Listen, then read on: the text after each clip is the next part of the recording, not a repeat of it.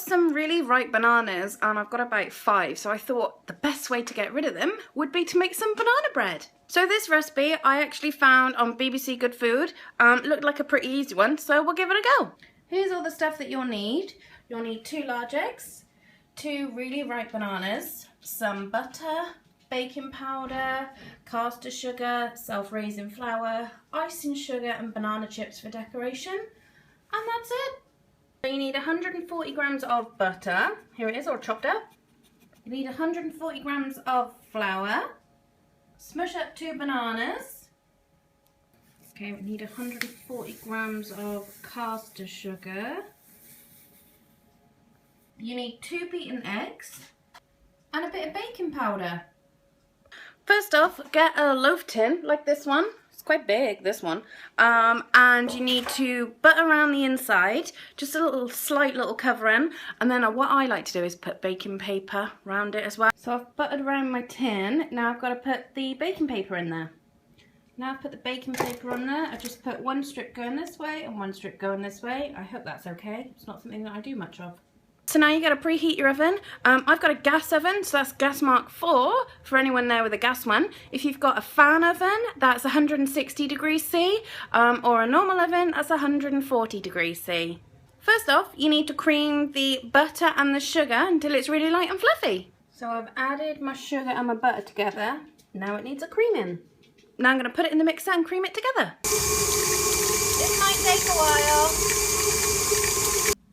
There we go, I've beaten it so it's light and fluffy. I think that's enough.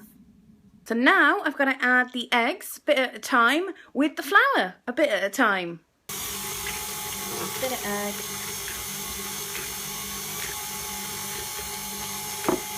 Let's speed it up. Mixing, it is mixing. Okay, so while that's mixing around, you can measure out your baking powder and bung it in too. You only need 1 little teaspoon of baking powder, and it says to pop it in along with the rest of the flour. And I got some left, so I'm gonna put that in like that. And then it says to add your bananas in as well. Here's my bananas. I'm gonna put them in. So now it says not to mix it, it says to fold it in. So I'm going to fold it in so the banana gets all over the shelf, and so the banana gets evenly distributed throughout the goo. And then we'll see what's next.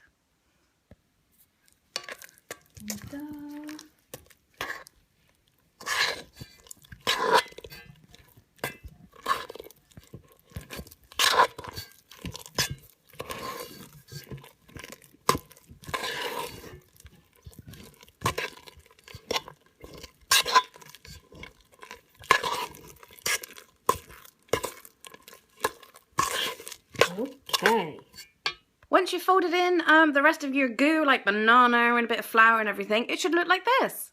Lovely. You can see the chunks of banana throughout it. Looks good. Once you've mixed it all up and you got your banana chunks all over the place, just bung it in your baking tin. There you go. It's all in my tin, looking amazing. Now I just gotta put it in the oven.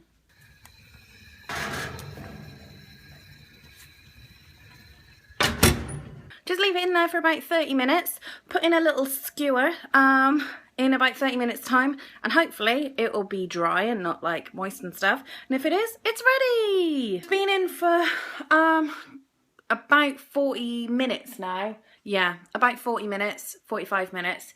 Because it's on such a low heat, it doesn't cook very quickly. So after about half an hour, it's still really gooey. So I left it in for another 15 minutes, and it looks like this. There you go. So I've taken it out and it looks like this. Delicious. Just gotta let it cool. So I've put it on the rack. I've taken it out the actual tray, and I'll take the paper off when it's a bit cooler. I think it looks great. It smells amazing.